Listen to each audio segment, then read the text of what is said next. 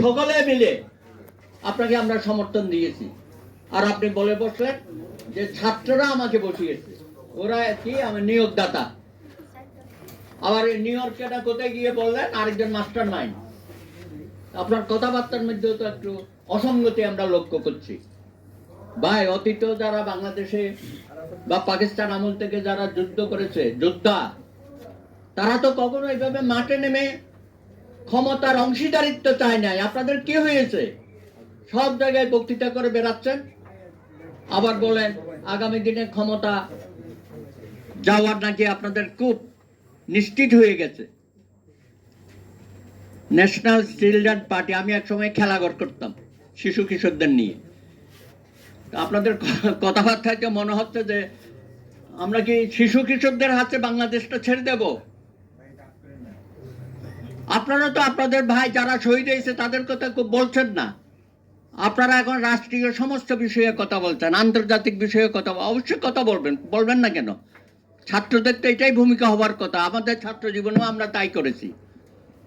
কিন্তু আপনারা যে পথে রাষ্ট্রটাকে নিয়ে যাচ্ছেন, জুলাইয়ের যে জাতীয় ঐক্য আমরা সৃষ্টি করেছিলাম, সেই ঐক্যটাকে আপনারা বিনষ্ট করছেন সুস্পষ্টভাবে আমরা দেখতে পাচ্ছি। এটা কোনোদিনও জাতি আপনাদেরকে ক্ষমা করবে না। আজকে নানানভাবে ফন্দি ফিকির করছেন নির্বাচনটা যাতে না হয়, দীর্ঘায়িত হয়।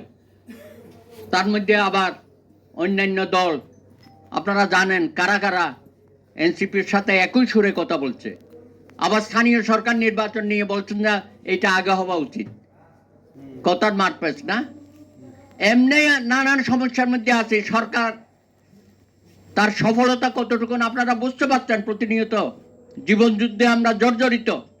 আইন শৃঙ্খলা বাহিনী, প্রশাসন, সব জায়গায় শেখ হাসিনার দোসররা বসে আছে। সেগুলো আমরা এখনো পরিষ্কার করতে পারি নাই। আর আপনারা নিজেরাই বলছেন নির্বাচনের পরিবেশ নাই। বাহ, কিভাবে বলেন আপনারা নির্বাচনের পরিবেশ নাই? কার প্রচার করছেন?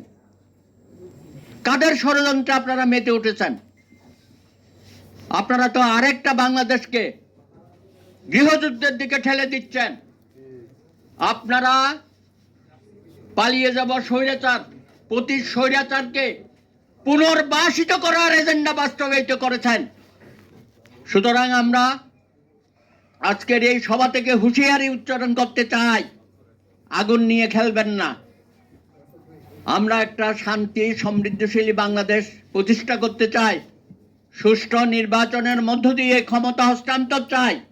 এই সরকারের প্রধানত দায়িত্ব হচ্ছে একটা সুন্দর সুষ্ঠু নির্বাচন দেওয়া, এবং যেটা লন্ডন বৈঠকের মধ্য দিয়ে সারা বাংলাদেশে একটা প্রশান্তির ঢেউ বয়ে গেছে।